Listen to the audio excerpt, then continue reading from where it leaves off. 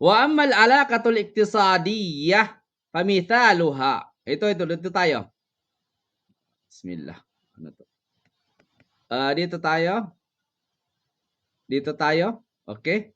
So, wa amma al-alaqatul iktisadiyatu famithaluha al-milkiyatu al-khassatu allati hiya irtibatul huquqiyya bainal malik wal mali wal mamluk.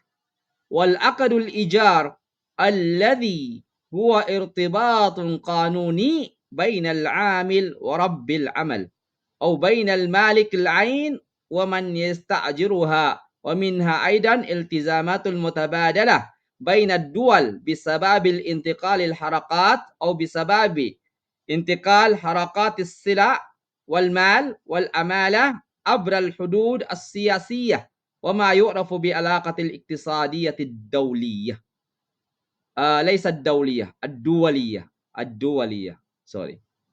Barakallahu fikum. Okay, Hasanan, dito po, ano ibig sabihin ng binasa natin? Wa ammal alaqatul iktisadiyah famithaluha. Ang mga ugnayan pang-ekonomiya, economic relations in English. Economic relations ay tumutukoy sa lahat ng relasyon na may kinalaman sa pagmamay-ari, kalakalan, at paggamit ng yaman, pera, o serbisyo sa pagitan ng mga tao, kumpanya o bansa. So ano example niyan? Mga halimbawa natin diyan nandiyan sa kitab Al-Milkiyah, no? Al-Milkiyatul Khassah. Ito po ay isang subject na ito ng economic sharia law. Ito. Al-Milkiyah na ito, no? Milkiyatul Khassah. So makukuha isang subject ng economic law yan. Sharia economic law. May subject silang ganyan, mashallah. Wa akadul ijar, may subject na lahat ng sharia and law. Barakallahu fikum. Diyan po, pagmamay-ari ng pribadong ari-arian, yan po ang ibig sabihin ng milkiyatu al-khassah. Pagmamay-ari ng pribadong ari-arian, ibig sabihin private property, no? Milkiyatul khassah. Ugnayan sa pagitan ng may-ari at ari-arian. Anong halimbawa niyan para mas maintindihan natin? Wala dyan sa kitab. So sa atin lang ito. Halimbawa po niyan, isang magsasaka ang may-ari ng lupa at may karapatang gamitin o ibenta ito ayon sa batas. So yan po ang milkiya al-khassah. Yan po ang ibig sabihin ng milkiya al-khassah. For example, si Sister Lina po ay meron siyang lupa na 10 hectares. Masya Allah. So, yung 10 hectares na lupa ni Sister Lina doon sa, saan Sister Lina? Sa Batanes? No? Malapit sa Taiwan. Masya Allah. So, meron siyang 10 hectares doon. So, yung 10 hectares na yon hindi po pagmamay-ari ni Maria yon, kundi pagmamay-ari ni Sister Lina. Yan po ang tinatawag na milkiyatu khassah. No? Siya lang pagmamay-ari niyan. Private niya. No? Sa kanya lang. Walang iba. Barakallahu fikum. Okay. Pangalawa, akadul ijar. Ano kayong akadul ijar? Alladhi huwa irtibatul kanuni bainal amal wa rabbil amal. Aha. Wa rab huna. Tingnan nyo lugar Arabia. Delikado. Ang rab. Ano ibig sabihin ng rab dito? Hindi po God yan. Ano ibig sabihin ng rab dyan? Tafaddalu. Rabbul amal. Okay, next time mamaya. Okay, barakallahu fikum. Dito po sa akadul ijar wa akadul ijar alladhi huwa irtibatul kanuni bainal amal. Naam, walang problema Sister Princess. Bainal amali wa rabbil amal o bainal malikil ain wa man yasta'jiruha. Bima'na akadul ijar, ibig sabihin ng akadul ijar ay kontrata ng upa. kontrata ng upa, ugnayan, legal sa pagitan ng nangungupahan at nagpapaupa. Ugnayang legal sa pagitan ng nangungupahan at nagpapaupa. Na? Ano halimbawa niyan? Isang manggagawa ang umuupa ng apartment mula sa may-ari ng gusali. Yan po ang example niyan.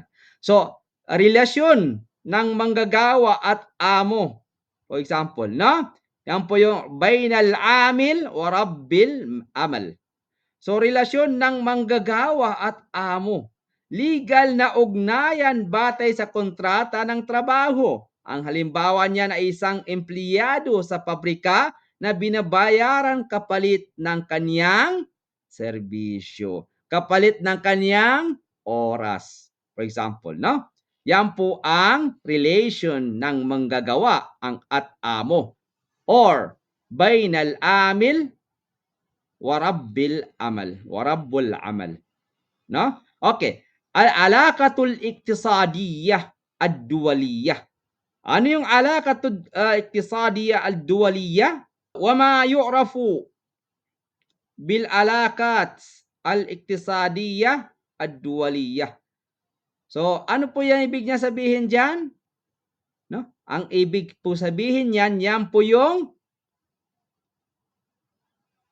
pandaigdigang ugnayang pang-ekonomiya. Pandaigdigang ugnayang pang-ekonomiya, alaqatul iktisadiyah ad-duwaliyah. Ugnayang nabubuo sa pagitan ng bansa or sa pagitan ng mga bansa dahil sa kalakalan, paglipat ng pera o pagpasok ng mga manggagawa. So, anong halimbawa niyan? Halimbawa niyan ay kalakalan sa pagitan ng Pilipinas at Japan, kung saan ang Pilipinas ay nag-export ng saging at nag-import ng sasakyan. Tama po ba, mali? Tama yan? Totoo ba yan? Nag-export ng saging or bigas, for example, at nag-import na naman ng sasakyan galing Japan. Import and export. Import, yung papasok sa Pilipinas. Export, yung lalabas sa Pilipinas. Okay, ano ang application yan? Kunin natin ang application niya.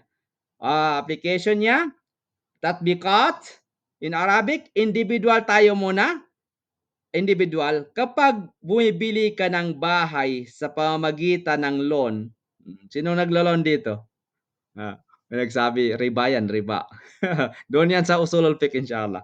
Okay? Inshallah. Okay. Kapag bumibili ka ng bahay sa pamamagitan ng loan, example lang ito example lang. Wag muna tayo mag-react. Ikaw at ang bangko ay may legal economic relationship. Economic tayo. Okay, ulitin natin. Individual po tayo sa aplikasyon natin sa araw-araw na pamumuhay natin sa mundong ito in economics, no? Islamic economics man yan o conventional economics. Individual, kapag bumili ka ng bahay sa pamamagitan ng loan, ikaw at ang bangko ay may legal economic relationship. May legal economic relationship kayo. So, punta tayo sa negosyo. Sinegosyo, dalawang kumpanya mula sa magkaibang bansa ay nagkakaroon ng kontrata para sa pag-supply ng produkto. Diyan po yan sa business. Punta tayo sa pandaigdigan or pandaigdig. No? Dalawang bansa ang pumipirma ng free trade agreement. Narinig niyo yung free trade agreement? Free trade agreement upang mas mapadali ang palitan ng produkto. In short po, ang ugnayang pang-ekonomiya ay pundasyon ng ekonomiya. Bakit po? Bakit po ang ugnayang pang-ekonomiya ay pundasyon ng ekonomiya? Bakit? ayon sa ating natalakay kanina? Ang sagot, lahat ng nasabi ko sa inyo kung natatandaan pa ninyo. Barakallahu fikum. Bakit? No?